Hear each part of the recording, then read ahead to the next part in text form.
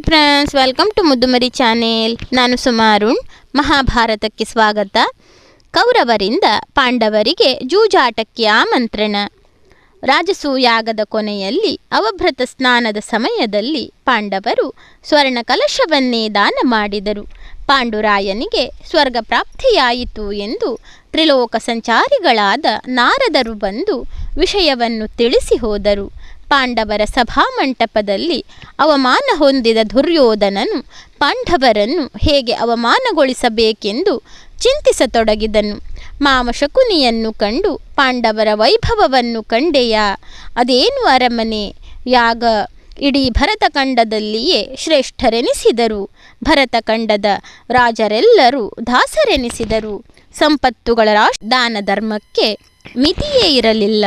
ಹಸ್ತಿನಾಪುರದ ಸಾರ್ವಭೌಮನಾದ ನನ್ನನ್ನೇ ಯಾರೂ ಮಾತನಾಡಿಸಲಿಲ್ಲ. ಉಳಿದವರ ಪಾಡೇನು ಎಂದು ಹೇಳಿದನು. ಅಲ್ಲದೆ ಪಾಂಡವರನ್ನು ಸೋಲಿಸಲು ಯಾವುದೇ ಮಾರ್ಗವನ್ನು ಚಿಂತಿಸುವಂತೆಯೂ ಹೇಳಿದನು. ದುರ್ಯೋಧನ, ದುಶ್ಯಾಸನ, ಕರ್ಣ ಮತ್ತು ಶಕುನಿ ಸೇರಿ ಹಗಲು ರಾತ್ರಿ ವಿಚಾರ ಮಾಡಿದರು. ಕರ್ಣನು ಪಾಂಡವರ ಮೇಲೆ ದಂಡೆತ್ತಿ ಹೋಗಿ ಆಕ್ರಮಿಸೋಣ ಎಂದು ಸಲಹೆ ನೀಡಿದನು. ಅದು ದುರ್ಯೋಧನನಿಗೆ ಸರಿ ಕಾಣಲಿಲ್ಲ. ದುರ್ಯೋಧನನ ಅಭಿಪ್ರಾಯದಲ್ಲಿ ಪಾಂಡವರ ನಾಶವಾಗಬೇಕು, ಆದರೆ ಕೌರವರ ಮೇಲೆ ಅಪರಾಧ ಬರಬಾರದು ಎಂಬಂತಹ ಅಭಿಲಾಷೆಯಿತ್ತು. ಶಕುನಿಯು ದುರ್ಯೋಧನನನ್ನು ಕುರಿತು ಈ ರೀತಿಯಲ್ಲಿ ತನ್ನ ಅಭಿಪ್ರಾಯವನ್ನು ತಿಳಿಸಿದನು. ದುರ್ಯೋಧನ, ಹೇಗೂ ದೀಪಾವಳಿ ಹಬ್ಬ ಬಂದಿರುವುದು. ನೀನು ಯುಧಿಷ್ಠರನನ್ನು ಪಗಡೆಯಾಡಲು ಹಸ್ತಿನಾವತಿಗೆ ಕರೆದು ಆಟದ ವ್ಯವಸ್ಥೆ ಮಾಡಿಸು. ನಾನು ನಿನ್ನ ಪರವಾಗಿ ಆಟವಾಡಿ ಗೆಲ್ಲಿಸುತ್ತೇನೆ. ನಾನು ಆಟದಲ್ಲಿ ಪರಿಣಿತನಾದ್ದರಿಂದ ನಿನಗೆ ಸೋಲಿನ ಹೆದರಿಕೆಯಿಲ್ಲ. ಈ ಆಟದಲ್ಲಿ ಪಾಂಡವರು ಖಂಡಿತವಾಗಿಯೂ ಸೋಲುತ್ತಾರೆ. ಆಗ ನಿನಗಾದ ಅವಮಾನದ ಪ್ರತಿಕಾರ ತೀರಿಸಿಕೋ ಎಂದು ಹೇಳಿದನು. ದುರ್ಯೋಧನನಿಗೆ ಶಕುನಿಯ ಸಲಹೆಯು ಶ್ರೇಷ್ಠವೆನಿಸಿತು. ತಂದೆಯ ಬಳಿಗೆ ಬಂದು ಪಾಂಡವರ ರಾಜಸೂಯಯಾಗದ ವೈಭವವು ನನ್ನ ಕಣ್ಣೆದುರಿಗೆ ಕಟ್ಟಿದಂತಿದೆ. ಅವರೇ ಚಕ್ರವರ್ತಿಗಳಾದರು, ನಾವು ಲೆಕ್ಕಕ್ಕಿಲ್ಲದವರಂತೆ ಆದೆವು. ರಾಜಸೂಯಯಾಗದ ನೆಪದಲ್ಲಿ ಬಂಡಿಗಟ್ಟಲೆ ಸಂಪತ್ತು, ಮುತ್ತು, ರತ್ನಗಳು ಸೇರಿದವು. ಸಾಮಂತರು ಹೆಚ್ಚಾದರು. ಪ್ರತಿದಿನವೂ ಲಕ್ಷಾಂತರ ಜನರು ಊಟ ಮಾಡಿದರು. ಅವರ ವೈಭವವನ್ನು ಏನೆಂದು ವರ್ಣಿಸಲಿ? ನಾವು ಇದ್ದು ಸತ್ತಂತಾದೆವು ಎಂದು ತನ್ನ ದುಃಖವನ್ನು ನಿವೇದಿಸಿಕೊಂಡನು. ಆ ಮಯಮಂಟಪದ ವೈಭವವನ್ನು ನಾನು ಎಲ್ಲಿಯೂ ನೋಡಿರಲಿಲ್ಲ. ಸ್ವರ್ಗದ ಅರಮನೆಗಿಂತಲೂ ವಿಶಿಷ್ಟವಾಗಿದೆ. ಅಲ್ಲಿ ನನಗಾದ ಅವಮಾನವನ್ನು ಮರೆಯಲಾಗುತ್ತದೆಯೇ? ಅಯ್ಯೋ, ನಾನಿನ್ನು ಬದುಕಿರಲಾರೆ ಎಂದು ದುರ್ಯೋಧನನು ಹೇಳಿದಾಗ ಧೃತರಾಷ್ಟ್ರನಿಗೂ ಪಾಂಡವರ ಮೇಲೆ ಮತ್ಸರ ಉಂಟಾಯಿತು. ಮಗು, ನಿನಗಾದ ಅಪಮಾನವನ್ನು ಕೇಳಿ ದುಃಖವಾಯಿತು. ನಿನ್ನದೇನಾದರೂ ಯೋಜನೆ ಇದ್ದರೆ ಹೇಳು, ಸಹಾಯ ಮಾಡುತ್ತೇನೆ ಎಂದು ಹೇಳಿದನು. ಆ ಸಮಯದಲ್ಲಿ ತಂದೆಯೇ, ಪಾಂಡವರೊಂದಿಗೆ ಈ ದೀಪಾವಳಿಯ ಸಮಯದಲ್ಲಿ ಜೂಜಾಟವಾಡುವಂತೆ ಅನುಕೂಲ ಮಾಡಿದರೆ ಮಾಮ ಶಕುನಿಯ ಸಹಾಯದಿಂದ ಅವರ ರಾಜ್ಯ ಮತ್ತು ಸರ್ವ ಸಂಪತ್ತನ್ನು ನಾನು ಗೆಲ್ಲಬಹುದು. ಅದಿಲ್ಲವಾದರೆ ನಾನು ಬದುಕುವುದಿಲ್ಲ ಎಂದು ದುರ್ಯೋಧನನು ಹೇಳಿದಾಗ ಪಗಡೆಯಾಟವು ಒಳ್ಳೆಯದಲ್ಲವೆಂದು ಧೃತರಾಷ್ಟ್ರನಿಗೆ ಮನದಲ್ಲಿ ಎಣಿಸಿತು. ಆದರೆ ಮಗನ ಮೇಲಿನ ಮೋಹದಿಂದ ಪಾಂಡವರನ್ನು ಕರೆಸುತ್ತೇನೆ, ನೀನು ನಿಶ್ಚಿಂತನಾಗಿರು ಎಂದು ಮಗನಿಗೆ ಸಮಾಧಾನ ಮಾಡಿದನು. ಧೃತರಾಷ್ಟ್ರನು ಯುಧಿಷ್ಠರನಿಗೆ ದೀಪಾವಳಿಯ ಸಮಯದಲ್ಲಿ ಜೂಜಾಟವಾಡಲು ಹಸ್ತಿನಾವತಿಗೆ ಬರಬೇಕೆಂದು ಸಮಾಚಾರ ಕಳುಹಿಸಿದನು. ವಿದುರನಿಗೆ ಈ ವಿಷಯವು ತಿಳಿದಾಗ ಧೃತರಾಷ್ಟ್ರನ ಬಳಿಗೆ ಬಂದು, ಅಣ್ಣ, ಜೂಜಾಟದ ಪರಿಣಾಮ ಎಂದಾದರೂ ಒಳ್ಳೆಯದಾಗುವುದೇ? ಜೂಜು, ಮದ್ಯ, ಕಾಮುಕತೆ, ಬೇಟೆ ಯಾವಾಗಲೂ ಕೆಟ್ಟದ್ದನ್ನೇ ಉಂಟು ಮಾಡುತ್ತದೆ. ಸೋತವರಿಗೆ ದುಃಖವಾಗುವುದು ಅಲ್ಲದೆ ಗೆದ್ದವರಿಗೂ ಸುಖವಿಲ್ಲ. ಅನಾಯಾಸವಾಗಿ ಬಂದ ಸಂಪತ್ತು ಅನರ್ಥವನ್ನೇ ಉಂಟು ಮಾಡುತ್ತದೆ. ಗೆಲ್ಲುವುದಕ್ಕಾಗಿ ಎಂತೆಂತಹ ಪಾಪವನ್ನಾದರೂ ಮಾಡ ಬಯಸುತ್ತಾರೆ. ನಿನ್ನ ಮಕ್ಕಳಿಗೆ ಯಾವ ಐಶ್ವರ್ಯದ ಕೊರತೆ ಇದೆ? ಭೂಮಿ, ಸಂಪತ್ತು, ಅರಮನೆ ಎಲ್ಲವೂ ಇದೆ.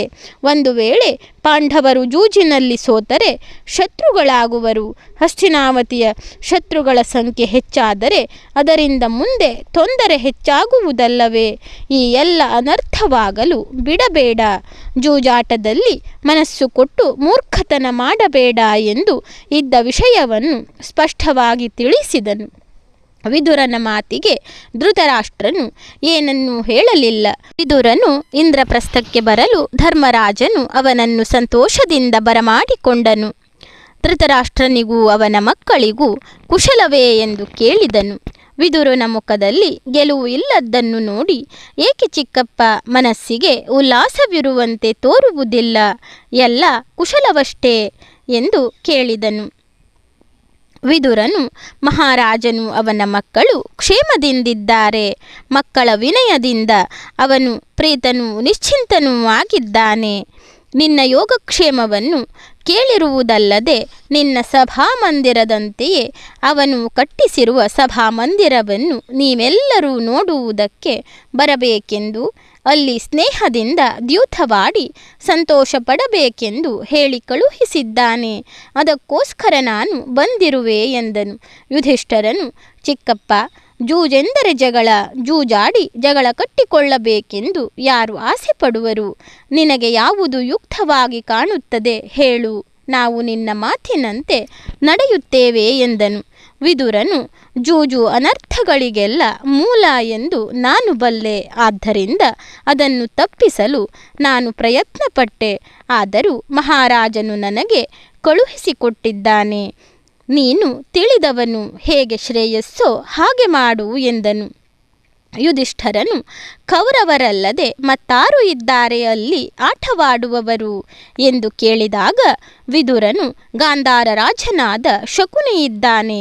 ಅವನು ನುರಿತ ಆಟಗಾರ.